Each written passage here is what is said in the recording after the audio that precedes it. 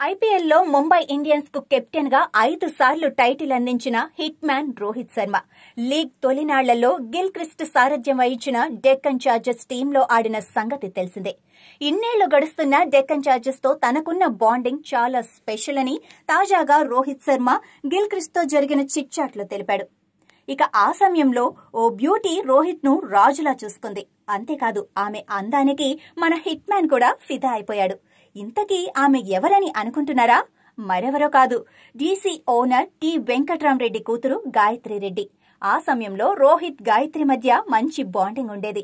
తక్కువ సమయంలో ఇద్దరు మంచి ఫ్రెండ్స్ అయిపోయారు. డెక్కన్ చార్జర్స్ మ్యాచ్లన్నీ చూసేందుకు గాయత్రి రెడ్డి తరచూ స్టేడియంకొచ్చేది. గ్రౌండ్ లో రోహిత్ శర్మతో సరదాగా మాట్లాడుతూ కనిపించేది. మొత్తం టీంతో పాటు రోహిత్ శర్మను కూడా బాగా ఎంకరేజ్ చేస్తూ వచ్చింది.